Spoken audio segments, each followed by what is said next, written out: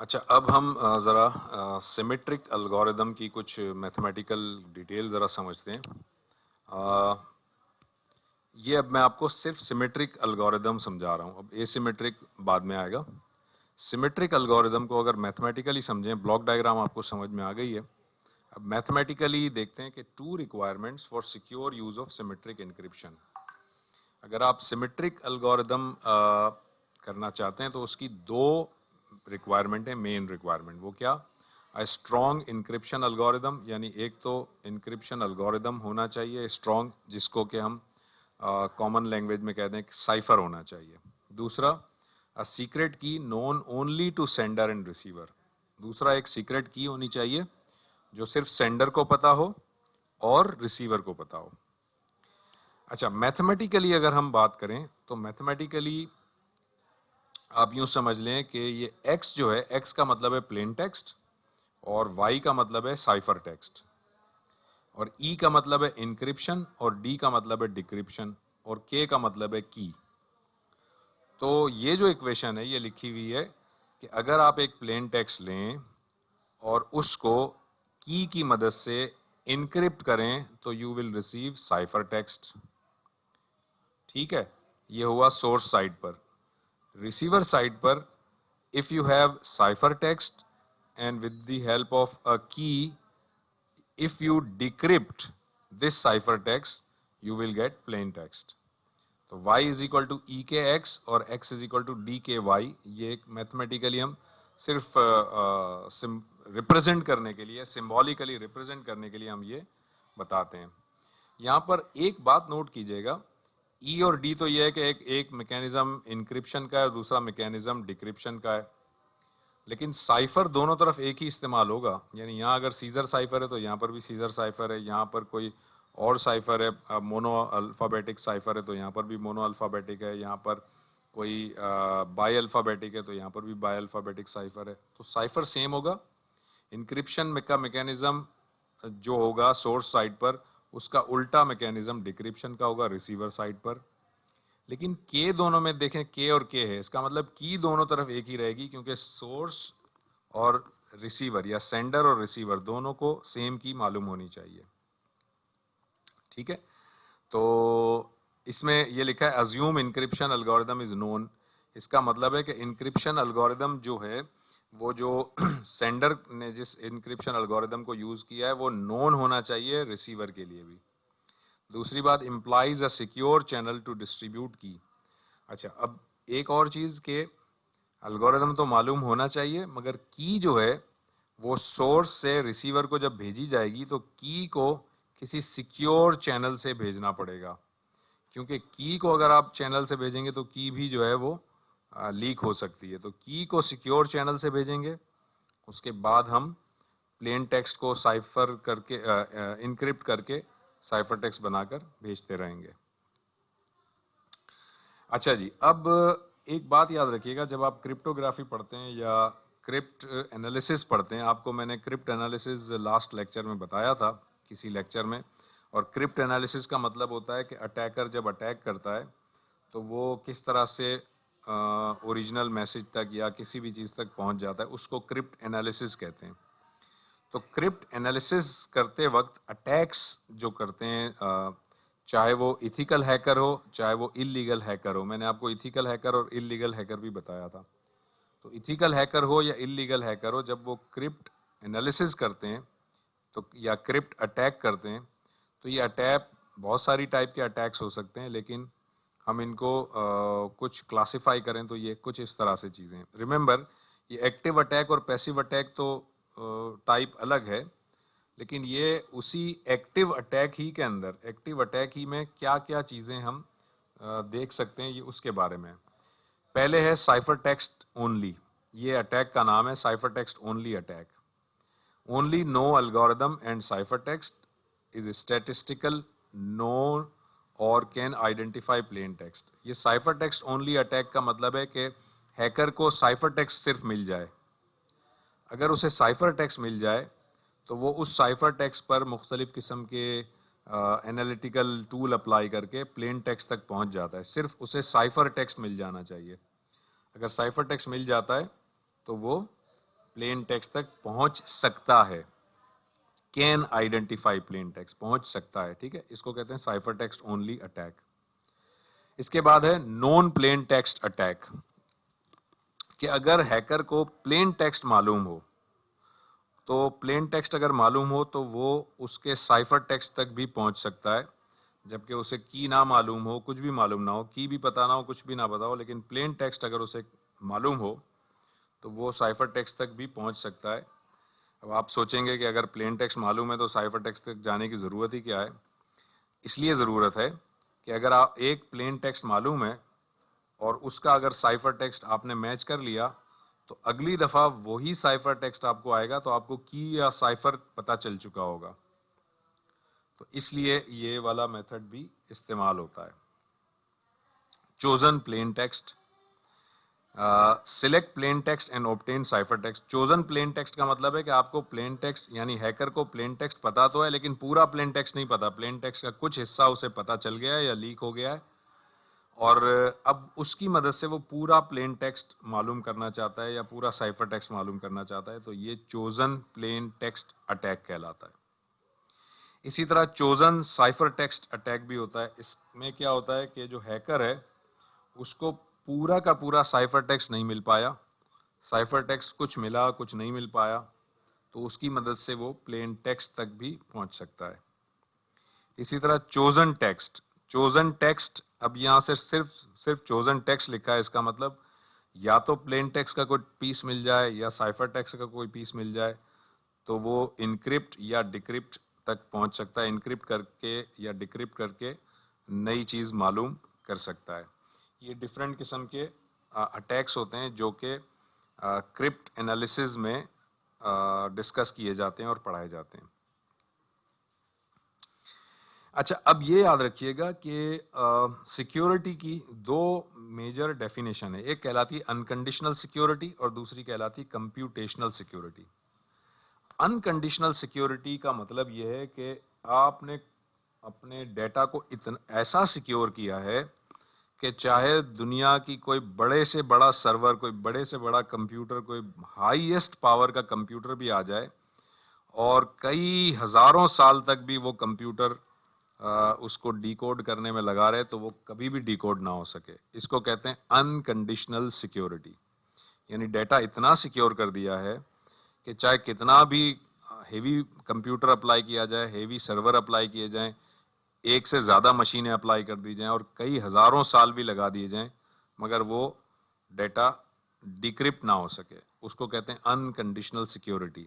And remember, this unconditional security is ideal, which is not achievable in real life. Unconditional security achieve नहीं हो सकती real life में, ये ideal scenario है। दूसरा है कंप्यूटेशनल सिक्योरिटी। कंप्यूटेशनल सिक्योरिटी ये होती है कि आप अपने डेटा को हाईएस्ट लेवल तक सिक्योर करें, लेकिन फिर भी अगर कोई बहुत हाई पावर मशीन आएगी या बहुत ज़्यादा टाइम अगर लगाएंगे तो हो सकता है वो डेटा डिक्रिप्ट हो जाए। तो कंप्यूटेशनल सिक्योरिटी आमतौर पर subject to the computational power और subject to the time limit होती है। यानी आपने ऐसी कंप्यूटेशनल सिक्योरिटी लगा दी है मिसाल के तौर पर, जिसमें कि हेवी कंप्यूटेशनल कंप्यूटर जो है वो अगर 1 महीने तक कंटिन्यू चलता रहे तो शायद वो डिक्रिप्ट हो जाए। तो आप कहते हैं भाई 1 महीने तक चलता रहे तो डिक्रिप्ट हो जाए, तो इसका मतलब बहुत बेहतर सिक्योरिटी है, कोई मसला नहीं है, डेटा को कुछ नहीं होगा। लेकिन अगर कोई कंपनी कहती है कि नहीं ये 1 मंथ का नहीं, हमें तो 6 मंथ तक का टाइम चाहिए कि 6 मंथ तक भी कंप्यूटर लगा रहे तो डिक्रिप्ट ना हो सके, तो ज़ाहिर है कंप्यूटेशनल सिक्योरिटी के स्टेजेस हैं। आपका बहुत ही छोटा सा कोई डाटा है तो उसमें कंप्यूटेशनल सिक्योरिटी कम चाहिए। ये बिल्कुल ऐसी बात है कि आपका मोबाइल फ़ोन है, उसमें एक छोटा सा डाटा है, कुछ थोड़ा सा डाटा है, आपका मोबाइल फ़ोन जो है ना उसमें आपने कोई पासवर्ड लगाया हुआ है, लेकिन अगर आप उसे हैकर को देंगे तो वो हैकर जो है वो आपका मोबाइल फ़ोन जो है वो ओपन कर लेगा, लेकिन हो सकता है उसे ओपन करने में 15-20 मिनट लग जाए, आधा घंटा लग जाए या 1 घंटा लग जाए। तो आप ये कहते हैं कि अच्छा इसका मतलब ये हुआ कि जो मेरे मोबाइल फ़ोन की सिक्योरिटी है वो 1 घंटे तक सर्वाइव कर सकती है, उसके बाद नहीं सर्वाइव करेगी, यानी वो डिक्रिप्ट हो जाएगा। आप इसकी सिक्योरिटी और मुख्तलिफ कॉम्प्लेक्स एल्गोरिदम से बना दें तो हो सकता है कि ये अब 1 दिन लगे इसको डिकोड करने में। तो इसी तरह अगर कोई कंपनी है वो चाहती है कि जी हमारा डाटा ऐसा हो कि जी 1 महीना लगे उसे डिकोड करने में। तो ये जितनी भी टाइम लिमिट्स हैं या जो कंप्यूटेशनल पावर की लिमिट्स हैं, उसके थ्रू कंप्यूटेशनल सिक्योरिटी की जाती है। तो computational security is basically the data security subject to the availability of the resources, and resources include computational power and the time. तो ये रियल है या रियलिटी में हो सकती है, लेकिन अनकंडीशनल सिक्योरिटी एक आइडियल सिनेरियो है और रियलिटी में ये एग्जिस्ट नहीं करता। अच्छा जी, अब आपके सामने मैं ब्रूट फोर्स ज़रा समझा रहा हूँ, तो ज़रा इसको गौर से सुनिएगा, क्योंकि ये जो वर्ड है ना ब्रूट फोर्स, ये बहुत दफ़ा और बार बार यूज़ होगा। ब्रूट फोर्स आपको आगे कहीं पर भी ब्रूट फोर्स का जब वर्ड आएगा तो आपको पता होना चाहिए कि ब्रूट फोर्स क्या चीज़ है। So let us discuss what is brute force. तो इसमें ऐसा है जनाब कि ब्रूट फोर्स में ऐसा होता है, आपने अगर कोई ऐसा देखा हो, ऐसा कोई ब्रीफ केस आपने देखा होगा जिसकी ब्रीफ केस पर इस तरह का कोई रिंग बने होते हैं। आपको पता है ये ब्रीफ केस में लोग अपने पासवर्ड लगाते हैं, ठीक है। ये ब्रीफ केस पे 3 डिस्क वाला भी होता है, 4 डिस्क वाला भी होता है, 8 डिस्क वाला भी हो सकता है। मोस्ट ऑफ द टाइम ये 3 डिस्क वाला एक ब्रीफ केस का पासवर्ड होता है। आपने यकीनन देखा होगा। इसमें 0 से लेकर 9 तक के डिजिट होते हैं हर एक में, और आप इसको घुमा दें तो ये पासवर्ड हो जाएगा, यानी ब्रीफ केस आपका लॉक हो जाएगा। अच्छा जी, अब आप देखें, अब मैं आपसे कहता हूं कि जनाब मेरे पास एक ब्रीफ केस है जिसको मैंने पासवर्ड लगा दिया है, और मैंने अपना पासवर्ड रखा, कुछ भी रखा, 042 रखा फॉर एग्जांपल, और इसकी डिस्क घुमा दी। अब यह है कि मुझे इत्मीनान है कि अब मेरा ब्रीफ केस सिक्योर है और कोई इसे खोल नहीं सकता। ठीक है जनाब। अच्छा, अब जब आप किसी को कोई आपके सामने ब्रीफ केस खोलने की कोशिश करेगा, वो ऐसे ही रैंडमली 1-2 डिस्क घुमाएगा, लेकिन ब्रीफ केस उससे नहीं खुलेगा। लेकिन इसका ये मतलब तो नहीं हुआ ना कि ब्रीफ केस खुल ही नहीं सकता। अगर तो एक शख्स को ब्रीफ केस दे दिया जाए कि भाई तुम ऐसा करो, 1 घंटे तक ये ब्रीफ केस अपने पास रखो, तो वो ये 3 डिस्क वाला ब्रीफ केस 1 घंटे के अंदर अंदर खोल देगा। कैसे खोलेगा? वो डिस्क को स्टार्ट करेगा 0 0 0 से, ये 0 0 0 रखेगा, फिर 0 0 1 को चेक करेगा, फिर 0 0 2 को चेक करेगा, ठीक है। और इस तरह से करते करते करते करते वो 9 9 9 तक चेक करेगा। अगर आप गौर करें तो ये टोटल कितने अटेम्प्ट्स बनेंगे? ये टोटल 1000 अटेम्प्ट्स बनेंगे। आप काउंट करके देखें तो ये 1999 और एक 000, तो 1000 अटेम्प्ट बने। तो इसका मतलब ये हुआ कि 1000 अटेम्प्ट के अंदर ये ब्रीफ केस लाजमन खुल जाएगा। लाजमन हो सकता है 10 अटेम्प्ट पे ही खुल जाए, हो सकता है 2 अटेम्प्ट पे ही खुल जाए, हो सकता है 4 अटेम्प्ट पे खुल जाए, हो सकता है 50 अटेम्प्ट पे खुले, लेकिन 1000 अटेम्प्ट पे तो लाजमन खुलेगा। ये बात आपको समझ आ गई है? यानी अगर मैं सिर्फ गैस करूं तो मैं कहूंगा यार 10 अटेम्प्ट में खुल जाएगा शायद, या 12 अटेम्प्ट में शायद खुल जाएगा, या 50 अटेम्प्ट में शायद खुल जाएगा, ये शायद है। लेकिन 1000 अटेम्प्ट में तो लाजमी खुलेगा। तो अब अगर मैं चाहता हूं कि नहीं जी 1000 अटेम्प्ट में ना खुले, ये ज़्यादा इसमें टाइम लग जाए, तो इसका मतलब मुझे नंबर ऑफ डिस्क बढ़ानी पड़ेंगी। नंबर ऑफ डिस्क में जितनी बढ़ाता जाऊं उतना ही इसको डिकोड करने में टाइम ज़्यादा लगेगा। अब ब्रूट फोर्स किसको कहते हैं? ब्रूट फोर्स का मतलब है कि पासवर्ड के तमाम ऑप्शंस आप ट्राई कर लें, इसको कहते हैं ब्रूट फोर्स। यानी कि अगर ये 3 डिस्क वाला ब्रीफकेस है तो 000 से लेकर 999 तक अगर मैं जाऊं तो पूरे के पूरे 1000 अगर मैं अटेम्प्ट्स कर लूं, तो 1000 अटेम्प्ट्स करूंगा तो ब्रीफकेस लाजमी खुल जाएगा। तो 1000 अटेम्प्ट्स अप्लाई कर देना ब्रूट फोर्स अटेम्प्ट कहलाता है। ब्रूट फोर्स अटेम्प्ट वो अटेम्प्ट होता है जिसमें आप किसी भी एल्गोरिदम की, किसी भी चीज़ की, किसी भी सिस्टम का पासवर्ड कि तमाम ऑप्शन ट्राई कर लेते हैं, और तमाम ऑप्शन जब ट्राई करते हैं तो ये गारंटी हो जाता है कि वो कोई भी चीज़ जो है वो डिकोड होगी ही होगी। तो तमाम के तमाम ऑप्शन को अप्लाई कर देना ब्रूट फोर्स कहलाता है। आई होप ये ब्रूट फोर्स आपको क्लियर हो गया होगा। ये याद रखिएगा, ब्रूट फोर्स तमाम ऑप्शन को अप्लाई करता है। दूसरी बात, ब्रूट फोर्स में कंफर्म अश्योरेंस होती है कि कोई भी चीज़ लाजमी डिक्रिप्ट होगी, बशर्ते कि आपको उस कोड का मैकेनिज्म समझ में आता हो। यानी आपको डिस्क के बारे में पता है, तभी तो आपने 999 तक ट्राई किया ना। लेकिन ये डिस्क के बारे में आपको पता ही ना हो कि ये क्या है, किस तरह है, तो जाहिर है फिर ब्रूट फोर्स अप्लाई नहीं कर सकते। तो ब्रूट फोर्स अप्लाई करने के लिए आपको पहले उस पर्टिकुलर पासवर्ड का मैकेनिज्म या उसकी रियलिटी मालूम होनी चाहिए। तो अब ब्रूट फोर्स से मुतालिक एक बहुत ही इम्पॉर्टेंट डेटा आपके सामने मैं शेयर कर रहा हूँ। ये डेटा ज़रा नोट कीजिए आप। ये कह रहा है कि अगर आपने अपने कंप्यूटर के डेटा को किसी ऐसी की से इनकोड किया हुआ है जो 32 बिट की है।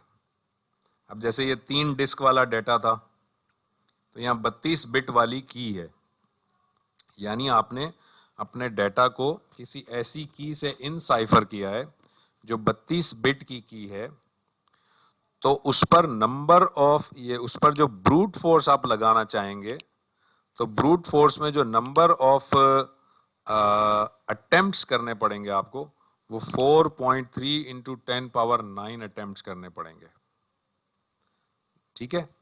और इतने अटेम्प्ट अगर आप किसी ऐसी मशीन से करें जो कि 35.8 मिनट्स, यानी टाइम रिक्वायर्ड एट 1 डिक्रिप्शन पर माइक्रो सेकेंड, आपके पास जो है 1 माइक्रो सेकेंड के अंदर टाइम रिक्वायर्ड एट 1 डिक्रिप्शन पर माइक्रो सेकेंड, यानी 1 माइक्रो सेकेंड में आप कितने डिक्रिप्शन के अटेम्प्ट अप्लाई कर सकते हैं।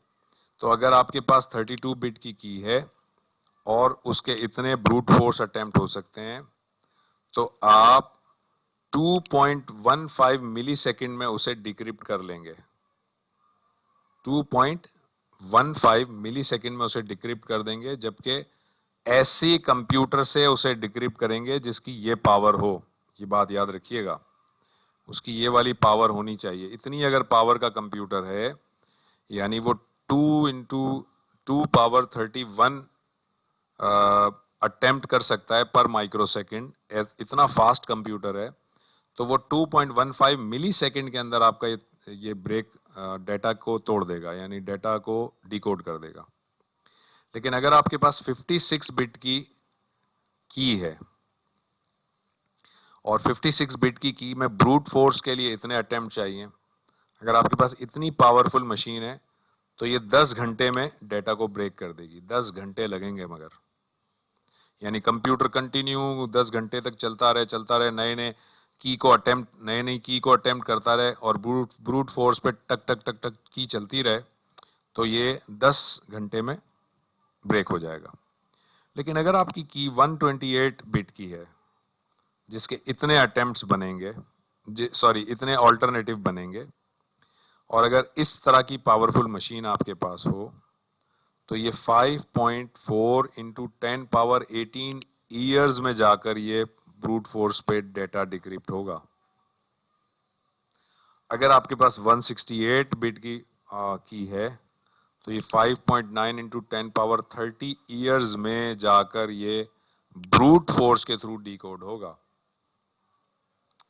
ठीक है जी। तो ये जरा दिमाग में रखिएगा आप। इससे अंदाजा हुआ कि जैसे जैसे की के नंबर ऑफ बिट्स बढ़ाते जाएंगे, इसको डिकोड करने का, ब्रूट फोर्स के जरिए डिकोड करने का टाइम बढ़ता जाएगा। ये बिल्कुल ऐसी बात है कि जब एक डिस्क थी तो मैं बहुत जल्दी डिकोड कर सकता था। एक डिस्क अगर होती तो मैं सिर्फ 10 डिजिट के अंदर डिकोड कर लेता। 2 डिस्क होंगी तो मुझे क्या कहते हैं 100 वो करने पड़ेंगे, ऑप्शन ट्राई करने पड़ेंगे अगर 2 डिस्क होंगी। सिमिलरली अगर 3 डिस्क होंगी तो मुझे 1000 ट्राई करने पड़ेंगे, 4 डिस्क होंगी तो 10,000 ट्राई करने पड़ेंगे। तो जैसे जैसे नंबर ऑफ की का साइज बढ़ता जाएगा, ब्रूट फोर्स उतना ही लंबा होता जाएगा और उतना ही ज़्यादा टाइम टेकिंग हो जाएगा। तो इसके बारे में, ये टाइम टेकिंग, अब आपको ब्रूट फोर्स और टाइम और की के हिसाब से अगर समझ आ गया तो आपको ये पता चल गया होगा कि इसमें हमारे पास ये जो मैं आपको अभी बता रहा था इसके बारे में कि कंप्यूटेशनल सिक्योरिटी क्या होती है, जिसमें टाइम की एक लिमिट होती है, और अनकंडीशनल तो रियल आइडियल होती है। तो ये ब्रूट फोर्स अटैक को जरा जहन में रखिएगा। अब यहां से हम सब्स्टिट्यूशन साइफर की तरफ आते हैं, लेकिन इसको हम अगले उस चंक में करते हैं। यहां पर मैं ब्रूट फोर्स तक इसको खत्म करता हूं।